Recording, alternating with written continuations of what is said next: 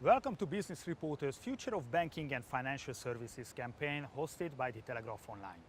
We are in the Dubai International Finance Center, and what we are going to discuss today is how to get access to the Middle Eastern, South Asian and African markets.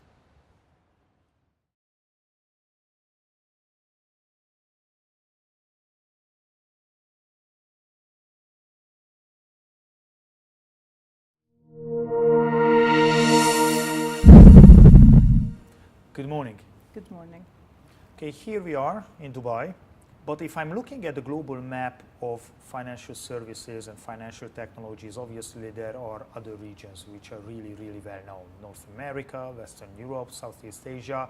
What is so important about this region? If you compare the MIASA markets to other markets, they are younger markets, they are emerging markets. It's a young population. More than 70% are unbanked. So the opportunity to provide financial services to this population is huge, and it is an opportunity for any financial institution, technology provider to come and tap into these markets. If I want to make use of this opportunity, why would I choose Dubai? Through Dubai, you are at the heart of the MIASA markets. You have easy access to the whole region from Dubai. You have the proper infrastructure in place that connects all these markets together through the DIFC. You have a regulatory environment that regulates these whole activities from the DIFC, and you operate in an international legal framework which is based on the UK common law. Okay, so if I have to be in Dubai to take all these benefits and I'm contacting you at DIFC, what does DIFC give? What is the advantage to work with you? So in the DIFC, you have access to an international business environment. We have an international regulatory framework that enables you to operate within the center. And we do have the opportunity to plug you within our own ecosystem. In addition, there is zero tax on the companies established in the DIFC, 100% foreign ownership, and absolutely you have the access to the talent within the region from the DIFC. We have as well the professional services providers in the DIFC that can support your requirement of establishing an office in the center. Let's talk a little bit about the FinTech Hive. Why would I join the FinTech Hive? We provide an ecosystem for FinTech growth and development. And when I say an ecosystem, I refer to the track record of the DIFC that has so far more than 1,750 companies already established in here, operating directly or indirectly in the financial industry. On top of that, we have more than 22,000 people working in the DIFC. All of these companies are looking for opportunities to grow and develop through innovation.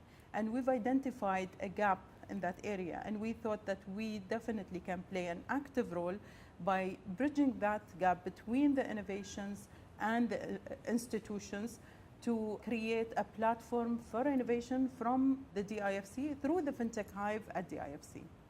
We offer as well an acceleration program. This acceleration program is tailor-made for growth stage companies, startups who are looking to enter the markets, the MIASA markets, through the DIFC. We offer that through partnerships with financial institutions, with legal services providers, technology providers, based on our relationships within the sector for the past decade. The ecosystem currently is at the beginning. We already have 10 financial institutions as partners of this ecosystem, including some global and regional players. We have law firms as part of our ecosystem that will be providing legal services for the startups as they need it. We have technology partners like Facebook and Yodlee who open their platforms for our participants to take advantage of the technology advancement at their end. We as well have talent acquisition partners who will help source the talent for the startups once they decide that this is the right market for them and they decide to grow in here. They definitely need resources, and these partners will be able to source all of these services for our participants. We are in an interconnected world.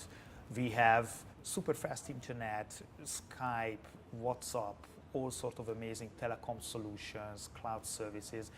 Do I really need to be here? Is it really important where I'm located? Couldn't I just conduct my business from the distance? You definitely can conduct your business anywhere in the world. As you said, it's an interconnected world. You can have a virtual company anywhere and you can conduct your business. But you will be missing out on the opportunity of being part of a cluster. The whole cluster is focused on a similar objective, which is to develop and grow the financial services. So if you come to the DIFC, you actually within a cluster, within an ecosystem that has an objective to serve. The proximity really plays a role here. It's different than having a Skype call or having to run a transaction in a different place, but really this relationship. And if you are thinking to access the Miyasa markets, you really need to understand the cultural elements of these markets. And by being here, Dubai is a very diversified city. You will find all of these cultures in one place, and you will learn from them how to understand other cultures, how to plug into them, and how to eventually grow together. You have mentioned cultures. Can you be a little bit more specific and give us a few examples here? For example, in the DIFC itself, we have more than 1,750 companies. These companies, we have the top Chinese banks, we have the top Indian firms, we have African companies operating from the DIFC. We already have majority of the American institutions, the UK firms. You can look at companies from the region itself, Saudi Arabia, Kuwait. We have multiple cultural elements blended in one place, and you can feel it in the DIFC from a professional perspective and from cultural perspective. Business deals or business relations are based on trust. So you need to build this relationship over few meetings, prove the intentions, and then you can take it forward. It's quite different than other places in the world when it's just a business transaction. It's one thing that my prospects have to trust me, so I have to understand the culture as you have mentioned. But I also want to be absolutely sure that if I'm opening my operations here, if I'm moving business here, everything will work out fine.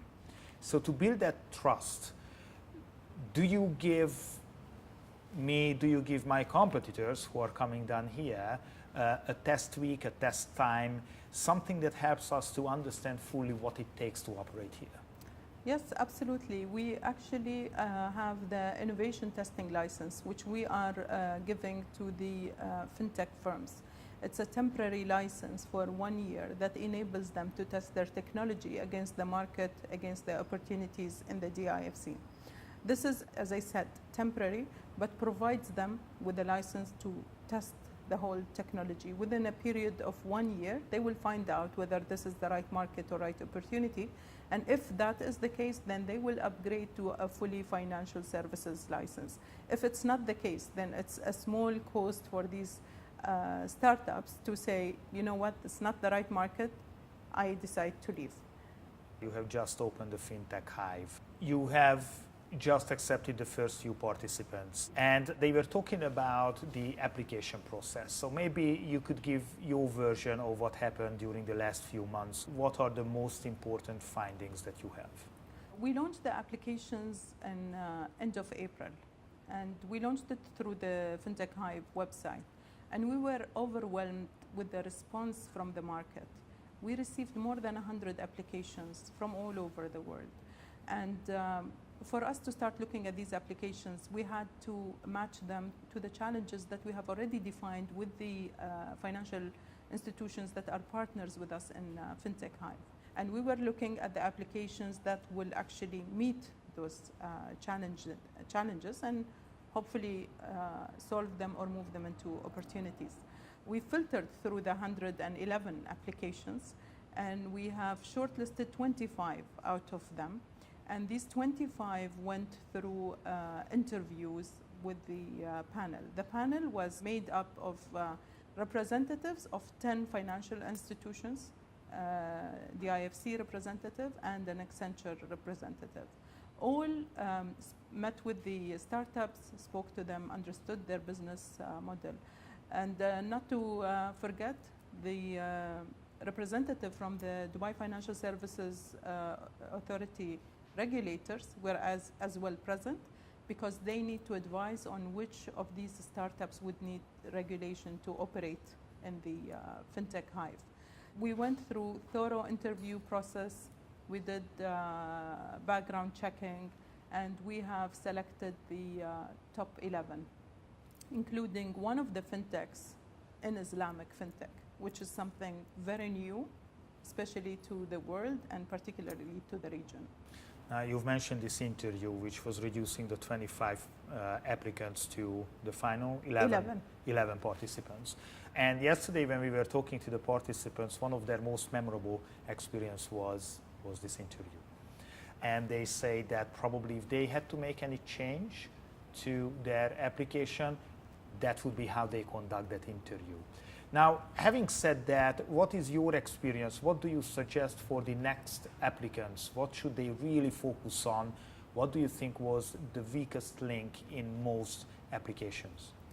Well, the participants were selected on a certain criteria that we have communicated earlier, and very specifically that we are looking for growth stage companies, we are looking for FinTech in particular, we are looking at innovative technologies. We're not looking at something that is quite common and coming to FinTech. Also, we are looking at startups that need the opportunity to grow. So if you're already established here, then how can the Hive help you? So they need to understand how can FinTech Hive help them, and they need to be able to answer this question, because we will be dedicating time and resources and mentorship to work with these startups to achieve their goals. And if they're not clear about what is it that they would like to achieve, then we can't help them achieve that. The mentoring and the time that you are investing. What are we exactly talking about here? So how long are these participants taking part in this program? The program is for 12 weeks, and we have the mentorship sessions at least once or twice a week. And what are the consecutive steps? So the 12 weeks are over. So the program starts with speed dating sessions. So as we know, all the startups have started the speed dating sessions at the financial institutions headquarters. They're meeting with the executive sponsors, they're meeting with the heads of innovations and technology at these institutions to further understand the challenges of the banks. After 2 weeks, they would have completed the speed dating sessions with the financial institutions, and they'll come back here to the office to start modifying the technology in a way that fits the challenges as per their understanding from these meetings. On weekly basis, they will have the mentorship workshops, and then towards the 12th of November, we will have the Investor Day. The startups will pitch their technologies to the investment community, to the financial community, to the partners of FinTech Hive. And hopefully, we will see the result of this acceleration program on that day, and that will be translated, whether it's funding that is raised, whether it's a business deal that has happened for these startups, or the transactions. Obviously, these FinTech startups who have joined the FinTech Hive are very ambitious, and they are very optimistic, and they are really looking into the future. But probably the same question applies to you 3 years, 5 years from now. Where do you see the FinTech Hive and actually the whole Dubai market? In 2014, we launched our DIFC 2024 growth strategy, and one of the main objectives of that strategy is to triple the growth of the center. And I can see growth coming from the FinTech sector. I can see the DIFC be a hub for FinTech and digital finance in the future. Okay, one more question. You have a unicorn in this office, a huge fresco practically on the wall. Tell me about the unicorn. Well, the unicorn is a vision to launch a unicorn from FinTech Hive at DIFC. It might take a while, but we know that it's going to come out of here. So it's going to be one of your participants in the future who will develop into a unicorn? This batch or next one, I'm not sure. I know it's coming. Okay. You sound very optimistic. You sound very, very ambitious. We'll see where we are, and we'll see whether a unicorn is going to be with us in, let's say, 3 or 5 years' time. Raja Al-Mazroui from the FinTech Hive at DIFC, thank you very much. Thank you.